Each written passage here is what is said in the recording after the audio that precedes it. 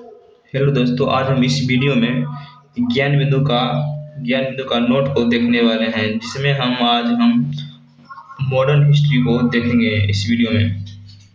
तो चलिए देखते हैं। इसमें हम आज मॉडर्न हिस्ट्री का फर्स्ट चैप्टर को देखेंगे, जिसमें फर्स्ट चैप्टर में है भारत में यूरोपीय कंपनी का आगमन।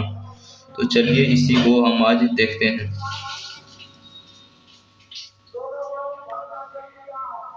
भारत में यूरोपीय कंपनी का आगमन, इसी को हम आज देखेंगे। मुगल वंश की स्थापना से पूर्व एकमात्र यूरोपीय कंपनी भारत में आई है। इसका नाम पुर्तगाली ईस्ट इंडिया कंपनी है। इस कंपनी का भारत में आगमन 1498 ईस्वी में हो गया था। भारत आने वाले प्रथम यूरोपीय कंपनी पुर्तगाली है तथा सबसे अंतिम में भारत से जाने वाली यूरोपीय कंपनी पुर्तगाली है। अर्थात हम कह सकते हैं कि भारत में सबसे अधिक वर्षों तक रहने वाली यूरोपीय कंपनी पुर्तगाली है। 15वीं शताब्दी में यूरोप महादेश के दो देश स्पेन और पुर्तगाली ने भौगोलिक खोज में सबसे महत्वपूर्ण भूमिका निभाई। पुर्तगाली यात्री बार्थोलोमो डियाज ने 1487 ईस्वी में केप ऑफ गुड होप अर्थात आशा अंतरिक्ष द्वीप की खोज की। स्पेनिश यात्री कोलंबस 1492 ईस्वी में अमेरिका की खोज किया तथा उसे नई दुनिया कहकर पुकारा और वहां के लोगों को रेड इंडियन कहा। पुर्तगाली यात्री वास्को डी गामा 1498 ईस्वी में गुजराती पथ प्रदर्शक अब्दुल मुनीत की सहायता से भारत के लिए समुद्री मार्ग को खोजने में सफलता प्राप्त की। अर्थात हम कह सकते हैं कि भारत के लिए समुद्री मार्ग की खोज वास्को डी गामा ने किया। वास्को डी गामा सर्वप्रथम केरल के मालाबार तट पर अर्थात भारत के पश्चिमी तट पर पहुंचा।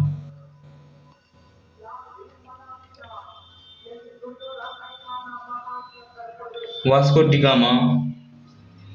गामा सर्वप्रथम केरल के मालाबार तट पर अर्थात भारत के पश्चिमी तट पर पहुंचा। वास्को डी गामा का स्वागत केरल के राजा जमोरी ने किया। उसका विरोध अरबी मूल के व्यापारियों ने किया।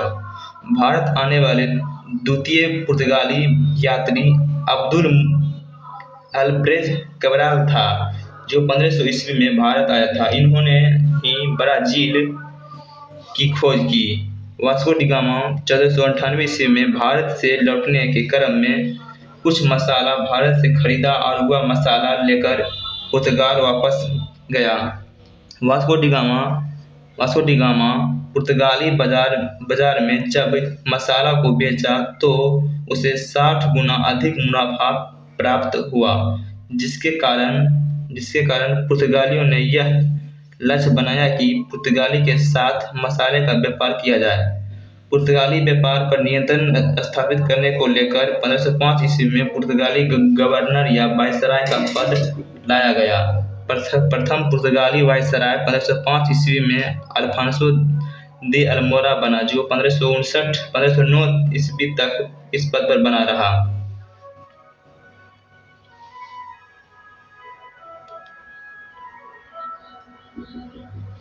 अल्मोरा ने समुद्र पर कब्जा करने को लेकर एक नीति चलाई, जिसे नीला जल की नीति कहा जाता है। इस नीति के तहत पुर्तगालियों ने समुद्र पर कब्जा कर लिया, जिस कारण से पुर्तगालियों को समुद्र की स्वामी कहा जाता है। नीला जल की नीति का अंत अल्बुकर्क ने कर दिया।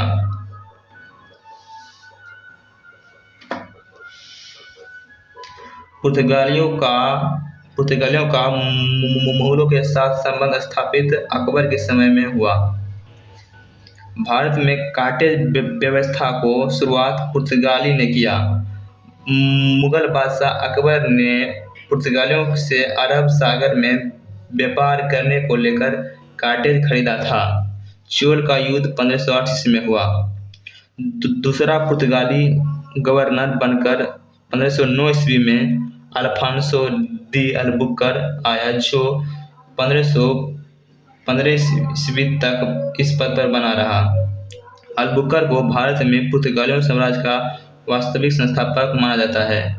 अल्बुकर ने 1510 ईस्वी में बीजापुर के सुल्तान यूसुफ आदिल शाह से गोवा को छीन लिया। अल्बुकर ने पुर्तगाली पुरुषों को प्रोत्साहित किया कि वे भारतीय स्त्री से विवाह करें। अल्बुकर को राजा राम मोहन राय की पूर्वगामी कहा जाता है, क्योंकि अल्बुकर ने पुर्तगालियों द्वारा शासित भारतीय क्षेत्रों में सती प्रथा का अंत कर दिया था। पुर्तगालियों ने गोवा, दमन द्वीप, दादर नगर हवेली का उपनिवेशीकरण किया। पुर्तगालियों ने मध्य अमेरिका में आलू, तंबाकू, मक्का भारत लाया, अर्थात हम कह सकते हैं कि पुर्तगालियों के भारत के आगमन होने से ही भारत में उपयुक्त वस्तु का खेती होना प्रारंभ हो गया। पुर्तगालियों ने भारत में प्रिंटिंग प्रेस और जहाज निर्माण कला का विकास किया। वास्को डी गामा 3 बार भारत आया।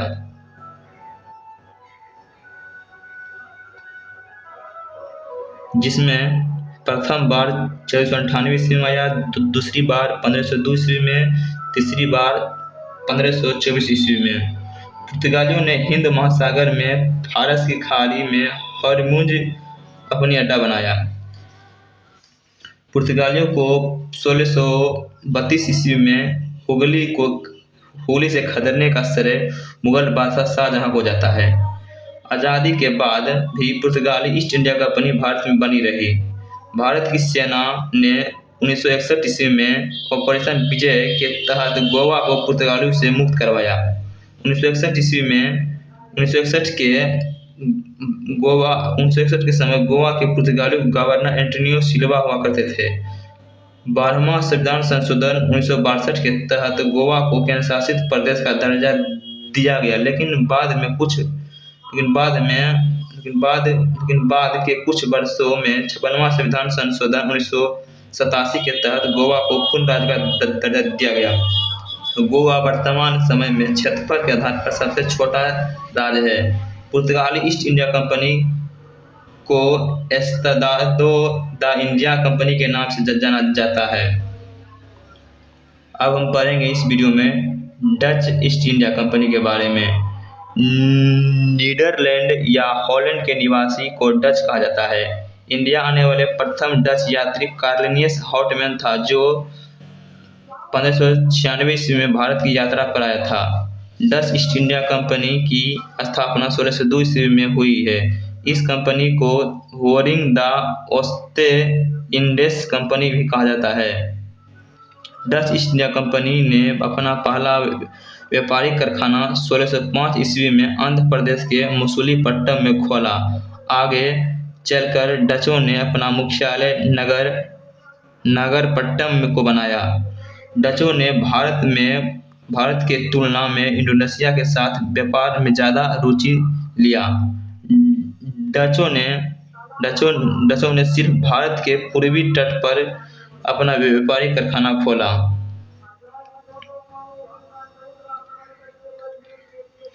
सूती वस्त्र को निर्यात का वस्तु बनाने का श्रेय डचों को जाता है। भारत में डचों का पतन बेदरा के युद्ध से हुआ है। यह युद्ध 1759 ईस्वी में ब्रिटिश ईस्ट इंडिया कंपनी और डच ईस्ट इंडिया कंपनी के बीच हुआ है। इस युद्ध में डचों की हार हुई। अब हम पढ़ेंगे ब्रिटिश ईस्ट इंडिया कंपनी। सन 1600 ईस्वी में ब्रिटिश ईस्ट इंडिया कंपनी की स्थापना हुई। इस कंपनी की स्थापना governor and company of merchant of London of trading to East Indians के नाम से हुई। इस कंपनी की स्थापना के समय ब्रिटिश महारानी एलिजाबेथ प्रथम थी, जिन्होंने ब्रिटिश ईस्ट इंडिया कंपनी को मात्र 15 वर्षों के लिए व्यापार करने का एकाधिकार प्रदान किया। लेकिन 1609 ईस्वी में ब्रिटिश के सम्राट जेम्स प्रथम ने कंपनी का अनिश्चित काल के व्यापार करने का एकाधिकार प्रदान किया। ब्रिटिश ईस्ट इंडिया कंपनी की स्थापना के समय मुगल बादशाह अकबर हुआ करते थे। वहीं कंपनी जहांगीर के समय में भारत में व्यापार करना शुरू किया।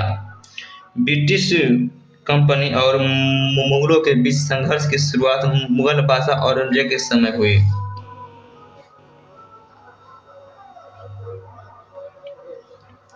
भारत में ब्रिटिश ईस्ट इंडिया कंपनी से पहले व्यापार करने का अधिकार लीवेंट कंपनी को प्राप्त हुआ। इस कंपनी को स्थल मार्ग से 1592-93 ईस्वी में व्यापार करने का एक अधिकार प्रदान किया गया। सभी यूरोपीय कंपनी में सबसे सफल यूरोपीय company British east India company हुई, क्योंकि यह एक प्राइवेट कंपनी था। इस कंपनी में कुल 217 साझेदार थे। इस कंपनी का प्रथम गवर्नर थॉमस स्मिथ बने थे। भारत आने वाले प्रथम अंग्रेज रॉल्फ फिंच था। इंग्लैंड के सम्राट जेम्स प्रथम का राजदूत बनकर कैप्टन हॉकिंस मुगल बादशाह जहांगीर के आगरा दरबार में 1609 ईस्वी में उपस्थित हुआ। हॉकिंस ने जहांगीर को फारसी भाषा में बात की, क्योंकि मुगलों की राजकीय भाषा फारसी हुआ करती थी। इससे जहांगीर खुश हुआ और कैप्टन हॉकिंस को इंग्लिश खान की उपाधि प्रदान किया। लेकिन ध्यान दे रहे कि जहांगीर कैप्टन हॉकिंस के व्यापारिक छूट नहीं दिया। इंग्लैंड के राजा जेम्स प्रथम के राजदूत बनकर 1615 ईस्वी में सर थॉमस रो जहांगीर के दरबार में आया, जिसे जहांगीर ने व्यापारिक छूट प्रदान किया।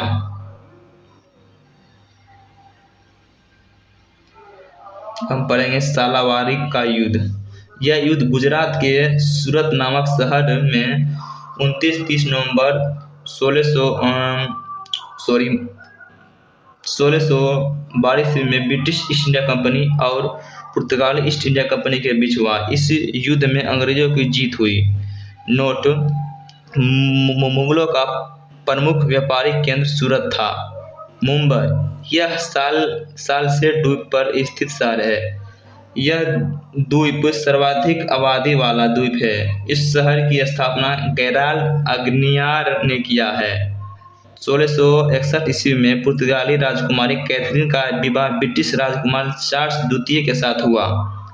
इस विवाह के उपरांत चार्ल्स द्वितीय को पुर्तगालियों से दहेज के रूप में मुंबई मिला, जिसे चार्ल्स द्वितीय ने 1665 ईस्वी में 10 पाउंड वार्षिक किराया पर ब्रिटिश कंपनी को सौंप दिया। कलकत्ता: बंगाल के सूबेदार अजीम उस शान ने 1690 के दशक में मात्र 1200 रुपये वार्षिक किराया पर 3 गांव सूतानदी, कालीकटा,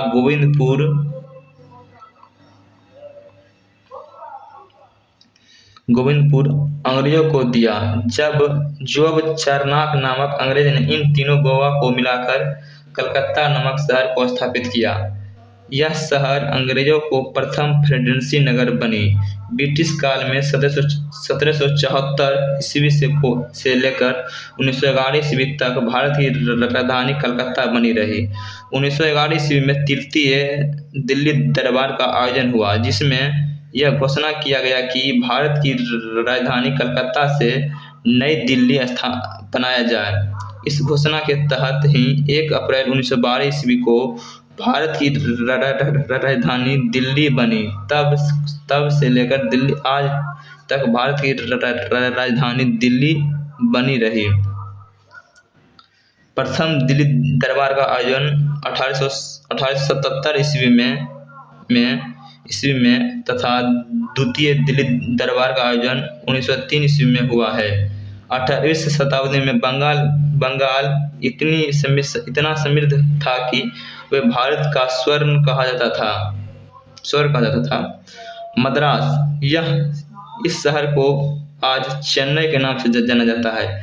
इस शहर के संस्थापक फ्रांसिस डे चंद्रगिरी के राजा से 1639 ईस्वी में मद्रास पर किराया लिया। फिर व्यापार करना शुरू किया। अंग्रेजों ने मद्रास को किला स्थापित किया, उसे fort fort Saint Google fort fort Saint George के नाम से कहा जाता है।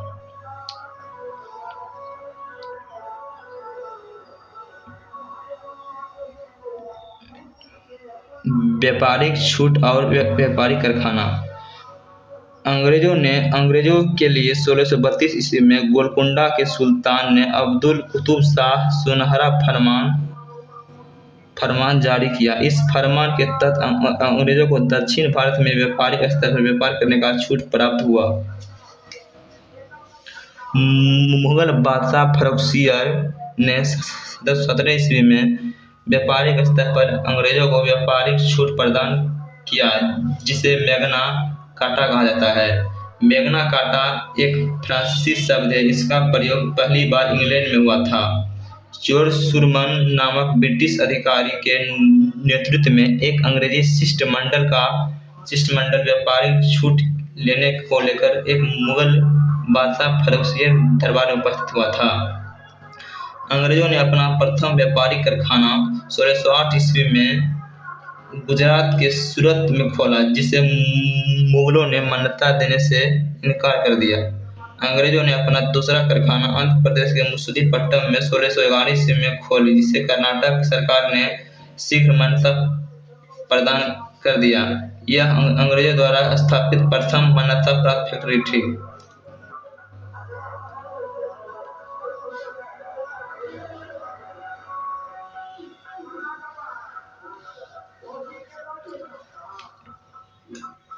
अंग्रेजों ने भारत के पूर्वी तट पर उड़ीसा के बालासोर में 1663 ईस्वी में अपना पहला कारखाना खोला।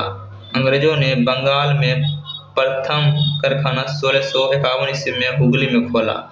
अंग्रेजों ने सर्वप्रथम 1920 ईस्वी में बिहार के पटना अलारमगंज में व्यापारिक कोठी खोलने का प्रयास किया। अंग्रेजों ने मुगल बादशाह शाहजहां के समय में पटना में व्यावसायिक कोठी खोली। अब हम पढ़ेंगे फ्रांसीसी ईस्ट इंडिया कंपनी के बारे में। यह एक पूर्णतः सरकारी कंपनी थी। इस कंपनी को पूर्णतः फ्रांसीसी सरकार का नियंत्रण था।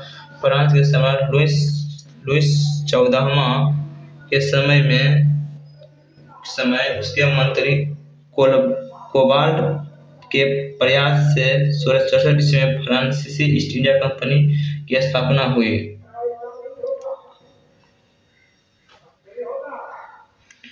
फ्रांसीसी ईस्ट इंडिया कंपनी ने अपना व्यापारिक कारखाना 1668 ईस्वी में सूरत में खोला।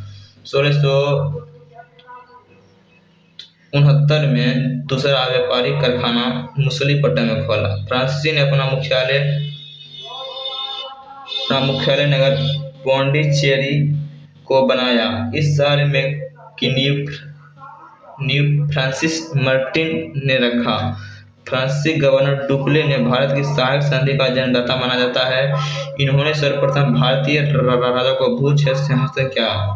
फ्रांसीसी ईस्ट इंडिया कंपनी और ब्रिटिश ईस्ट इंडिया कंपनी के बीच जो युद्ध हुआ उसे इतिहास में कर्नाटक युद्ध के नाम से जाना जाता है।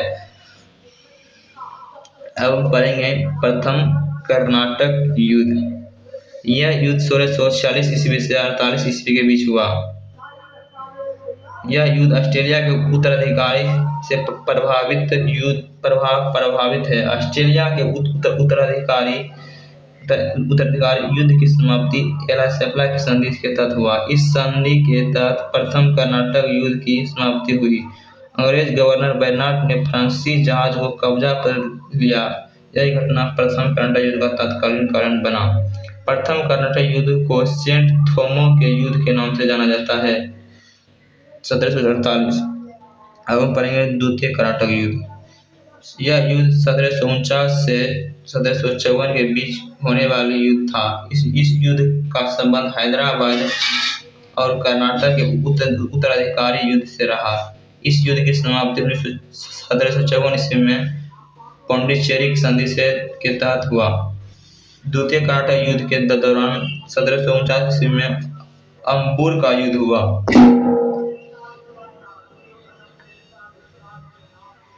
अब हम पढ़ेंगे तृतीय कर्नाटक युद्ध। यह युद्ध 1756 से 1763 ईस्वी के बीच हुआ। यह युद्ध यूरोप महादेश में होने वाले सप्तवर्षीय युद्ध से प्रभावित था। सप्तवर्षीय युद्ध ब्रिटिश और फ्रांस के बीच 1756 के बीच हुआ। इस सप्तवर्षीय युद्ध की समाप्ति 1763 ईस्वी में पेरिस की संधि के तहत हुआ। इस पेरिस की संधि के तहत तृतीय कर्नाटक युद्ध की समाप्ति हुई। बांडीवास का युद्ध। यह युद्ध 22 जनवरी 1760 ईस्वी को यह युद्ध ब्रिटिश ईस्ट इंडिया कंपनी और फ्रांसीसी ईस्ट इंडिया कंपनी के बीच हुआ। इस युद्ध में ब्रिटिश के तरफ से नेतृत्व आयरकुट ने किया था और वहीं फ्रांसीसी के नेतृत्व काउंट लाली ने किया था। इस युद्ध में ब्रिटिश की जीत हुई। इस युद्ध से ही फ्रांसीसी ईस्ट इंडिया कंपनी का पतन हो गया।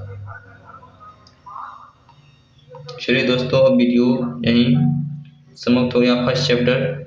अब हम अगले चैप्टर को अगले वीडियो में लाएंगे। आप हमारे चैनल को सब्सक्राइब करें, बेल आइकन को दबाएं, सब्सक्राइब करें, लाइक शेयर कमेंट सभी करें। जय हिंद। मिलते हैं नेक्स्ट वीडियो में, तब तक के लिए धन्यवाद।